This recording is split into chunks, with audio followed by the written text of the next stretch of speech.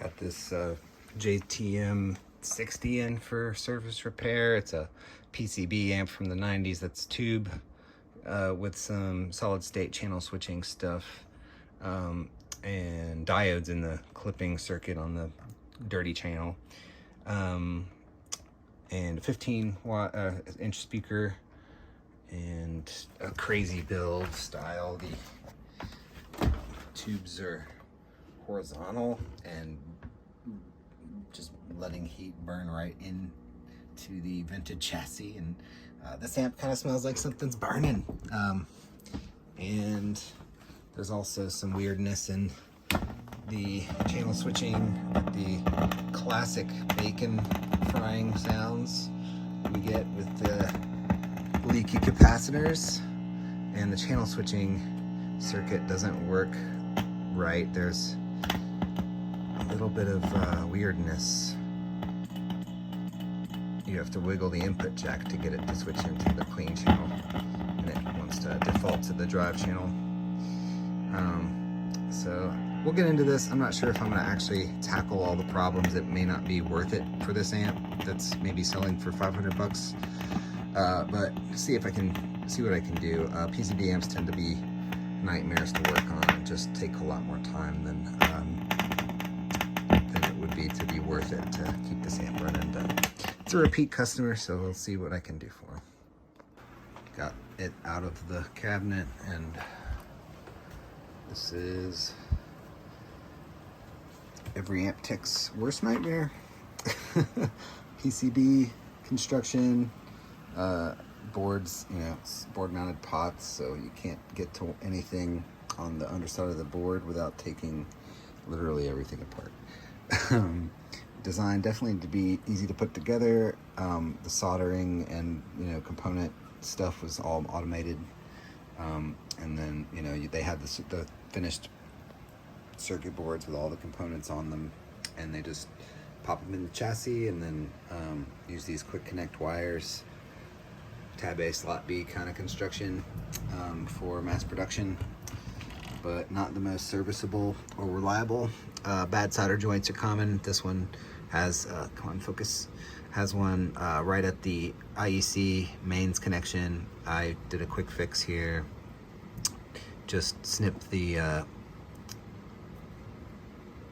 pin that was going through the board. You can see where the board is burnt and charred on the other end. It was still powering on and working, but the power was arcing right there and getting really hot. Now, arc is a spark. A spark is kind of plasma, like about as hot as the surface of the sun. Welding happens with arcs and burning PCBs. So yeah, rather than having to take all the jacks apart and try to get this PCB out to unscrew that jack and replace the jack, this is the most cost-effective thing to do.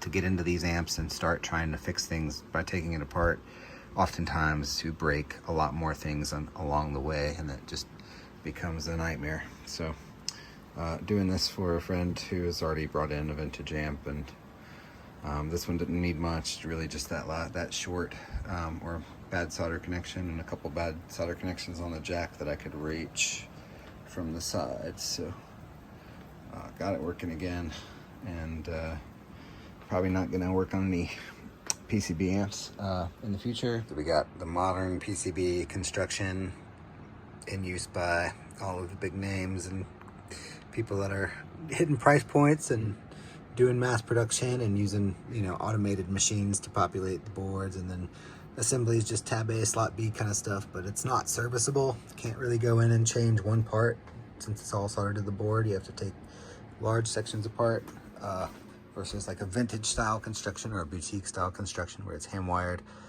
Every component can be accessed individually, changed individually, kind of like working on an old truck.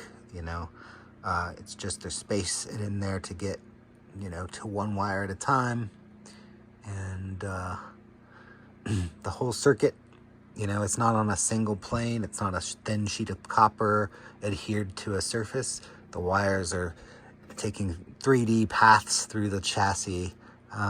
So there's you know, in terms of lead routing, there's a lot more possibilities and twists and turns the wires can take, and in these high voltage circuits where location really makes a difference in terms of just like signal integrity and noise cancellation, and all kinds of, you know, EMI and noise rejection.